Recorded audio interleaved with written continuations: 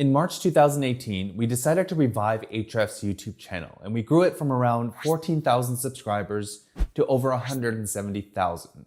And the strategy we used is similar to what popular YouTube channels like MKBHD and Tasty did before having huge audiences. So whether you're just starting out or feeling stuck, then keep watching, because I'm going to show you how to get more subscribers on YouTube with a simple 4-step framework. Stay tuned. A lot of videos on getting YouTube subscribers will recommend things like adding subscribe buttons to the end screen, asking people to smash that subscribe button, or to email your existing audience to tell them about your YouTube channel. This is all well and good, but none of this will make the slightest difference if nobody is watching your videos in the first place. Views are a prerequisite to getting subscribers. So you need to focus on creating a subscribe-worthy YouTube channel that will lead to an engaged and loyal audience for the long haul. Now, getting subscribers that actually care about what you do takes time and adaptability. For example, MrBeast, who now has over 44 million subscribers, started his channel with videos of him playing Minecraft. And while those videos have racked up millions of views today, that's likely due to his current success. He published his first video on February 20th, 2012, and more than 2 years later, he published a video announcing he had reached 1,000 subscribers. So it wasn't exactly straight to the top for him. Now, the framework I'm about to share with you is all about consistently getting more subscribers who are actually excited to watch new videos you release. And as you continue to implement this framework, subscriber growth begins to snowball. So let's get this tutorial started with a couple of fundamentals that will be critical to growth in subscribers, views, and for some of you, revenue. Fundamental 1 is understanding why people subscribe. Plain and simple, people subscribe because they enjoyed what they watched or because they know your brand. And the more positive interactions they have with your content, the more likely they'll subscribe. Let me back this up with some data. Looking in YouTube analytics, you'll see we've had around 89,000 subscribers in 2020 so far. And over 87% of those people joined our YouTube community from video pages and from our channel page. So that means A, you need to get consistent views to get consistent subscribers, and B, your content needs to impress them enough that they'll want more content from you. And the second fundamental is to know how YouTube works at a basic level. So when you publish a new video on YouTube, the first people that'll get notified are your subscribers. And that can be through emails and mobile alerts, subscription feeds, and impressions on YouTube's homepage. But these people are already subscribed, so that won't help you get more subscribers, right? Well, not exactly. When your video performs well, YouTube will promote that new video to other people who watch similar videos as your viewers. And this can often lead to a huge spike in new subscribers. But these notifications and homepage impressions are usually short-lived and can fade within a week. As a result, the views and new subscribers fade with it too. For example, our video on SEO for beginners got around 100 new subscribers within a couple of days from publishing the video, which was pretty good for us back then. But you'll notice that new subscribers dropped off almost immediately. And while this might seem discouraging, all hope is not lost. The way people interact and engage with your video sends signals to YouTube. And these signals include things like click-through rates, likes, dislikes, shares, comments, watch times, and audience retention. And when YouTube pairs those things with your video's metadata, it helps them to understand if and where it fits in YouTube's search and suggested. And those two traffic sources tend to send consistent views, which again leads to consistent subscribers. And that's exactly what happened with our SEO for beginners video. We started to get a significant number of views from YouTube search and suggested, which also led to that video generating over 1,000 subscribers per month from this video alone.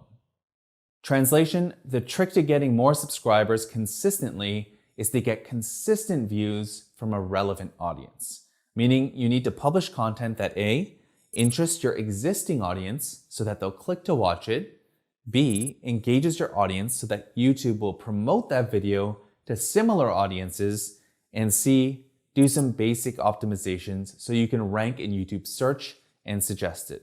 Now, the way you can accomplish this is by following this 4-step framework. Let's start with the first part, which is to laser in on your channel's theme. A theme or niche is what connects you with your audience. It's a common interest between you and your subscribers. And to continue nurturing that relationship, you need to publish relevant content within your theme to engage that audience and have YouTube promote it to similar audiences. With that said, it is my strong opinion that you should start with a somewhat narrow theme. And as you grow, you can start expanding out to broader topics within the parent theme. For example, MKBHD has well over 12 million subscribers and has had consistent growth in subscribers and views over the past 2.5 years. Outside of the fact that his content is top-notch, his channel is built around a single theme: quality tech videos, which are mostly in the review format. Now, if we look at his oldest videos, you'll see that he didn't start off as one of the top tech reviewers on YouTube. He started by posting short videos of his golf swing, which I don't think took off until he had an audience. In fact, this review on the HP Pavilion Media Center remote seemed to get the most traction. He continued with tutorials and reviews on software for years. And now today, he's able to review top tech, cars, and land interviews with people like Mark Zuckerberg. And the fact that he gets millions of views on every video he publishes, this tells us that his audience is engaging with his videos. YouTube is promoting it to similar audiences, and he's consistently getting views from YouTube search and suggested. Now with Ahrefs' YouTube channel, we started by focusing on topics just related to SEO. So people that watched our videos and subscribed to our channel had some sort of interest in search engine optimization, making it easier for us to get our subscribers to watch videos on the topic, earn their engagement, and have YouTube promote those videos to new audiences. While this all seems simple, I can't stress enough how important it is to stay focused on your channel's main theme, especially if you're just starting out. It'll allow you to create content that resonates with your audience because it's relevant to the reason why they subscribed in the first place. Speaking of content, that's the second part of this framework, and I want to talk about this in 2 parts. The first is content quality. It goes without saying that your content needs to be good, but good has nothing to do with your camera gear or production value. A good video is simply content that serves the viewer's wants or needs. For example, if the title of your video is Tesla Model 3 versus Tesla Model Y, but the first 3 minutes are dedicated to BMWs, then your viewers are going to drop off and obviously won't subscribe. And more importantly, you won't get the benefits of YouTube promoting your content to similar audiences. So 2 quick tips. Number 1, it's worth storyboarding or scripting your content so you stay on topic and deliver value to your audience. And value leads to subscriptions. And number 2, your title and thumbnail should accurately match your content. Clickbait leads to low engagement, and that's a surefire way to lose subscribers. The second part is content format. While our channel has had consistent growth over time, we still made mistakes along the way. In 2018, I had the opportunity to travel to Singapore, where Ahrefs is headquartered. And seeing as we had around 30,000 subscribers at the time, I thought our audience would enjoy that. But I was completely wrong. In fact, I think my vlog was the only video on our entire channel that resulted in net 0 subscribers. Basically, we hit the publish button, and after a few weeks of the video being live, it became apparent that our audience doesn't care about Sam O or his travels. And even years after the video was live, there was no good that came from it, so we unlisted it. Our subscribers care about SEO and digital marketing tutorials that are going to help them get results for their websites, YouTube channels, and businesses. So that's basically all we publish now. Now, I'm not saying you shouldn't try new formats, but after you've found one that works for you, stick with it. All right, the third part of the framework is discovery. Going back to our schema, your subscribers get notified of your new videos. As they watch and engage, YouTube may promote it to other similar audiences. After that, YouTube may rank your video or suggest them on other video watch pages, assuming you've set yourself up properly. And that's what this discovery stage is all about. Now, there are two things to note here. Number one, if you don't have subscribers or a big audience, then YouTube probably isn't going to show your video to that many people. And number two, if no one's looking for videos about your topic, then you're not going to get views from search or suggested. Now, with number one, you just have to accept that it'll be a slow and steady grind before you see traction the second you hit publish. But with number two, anyone and everyone has the opportunity to rank in YouTube search and suggested. You just need to know what your target audience wants to see. And there are 3 ways you can find topics worth pursuing. The first way is to use YouTube Auto-Suggest. Auto-Suggest populates search queries from real searches on YouTube right within the search bar. Just start typing in a query and you'll see some suggestions based on your input. Now, just because the suggestion is there, it doesn't mean there are a lot of people searching for that specific topic. So you'd have to actually search for the query and then take a look at the top ranking videos to assess both traffic potential and ranking difficulty. And there are 3 things you should look for. Number 1, check and see if the top ranking videos are all getting a good number of views. If the answer is yes, then there's likely search demand around the topic. Number 2, see if the top 3 videos are intentionally targeting the topic you've searched for. And just by looking at the titles, you can see that all of the videos are makeup tutorials specifically made for beginners. So yes, they are. The third thing to look at is the overall authority of the channel. And so-called authority is twofold. First, I'll look at the number of subscribers the top ranking channels have, as well as the average number of views to their last 5 or 10 videos. This should give you a very general idea whether their audience is interacting with the creator's content. And the second part to authority is the channel's coverage of the topic. From what I've seen, channels that are very focused on a specific theme tend to rank more easily for similar topics. And if they're ranking more easily, it'll be harder for you to outrank them.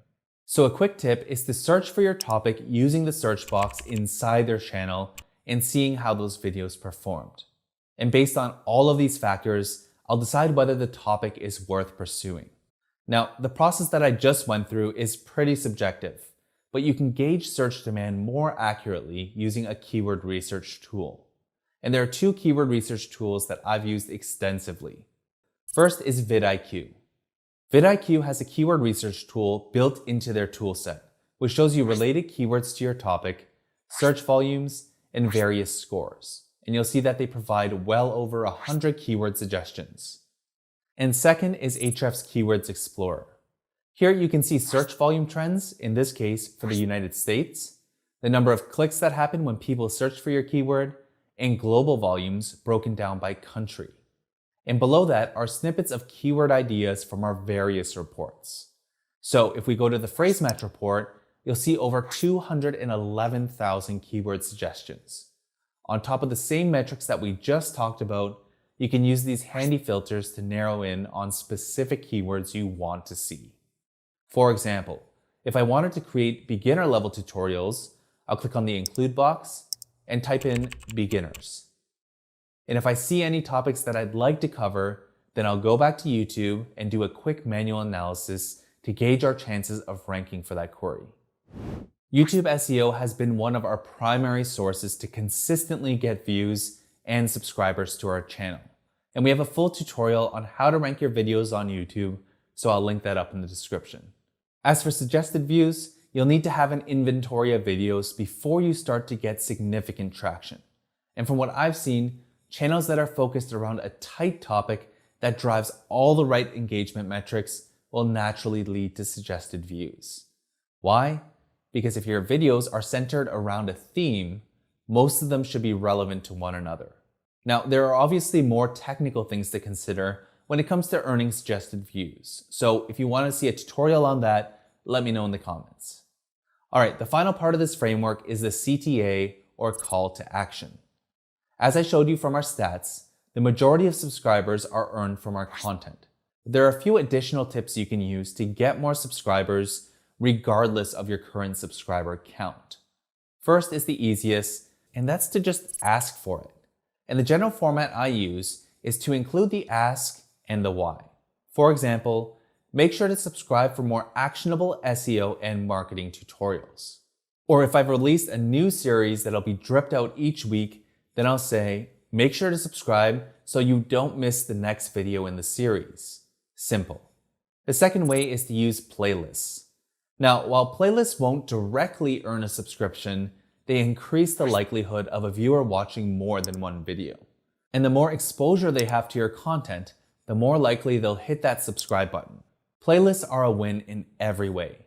They improve user experience, user engagement, and lead to more subscribers. The third way is to send traffic to your YouTube channel from external sources. Seeing as our channel homepage is the second biggest driver of subscribers, we include links to our YouTube channel from other marketing mediums like our website, blog, and social media accounts. But we don't just limit it to our website. For example, when one of us is interviewed on a podcast and the host asks, where can people learn more about you? We often tell them to search for Ahrefs on YouTube and they'll find us there.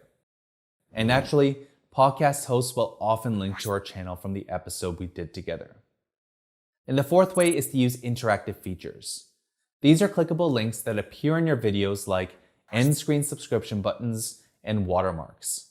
For our channel, interactive features have only been responsible for around 1.4% of our subscribers in 2020. So I wouldn't expect much from the subscription source, but it's still something.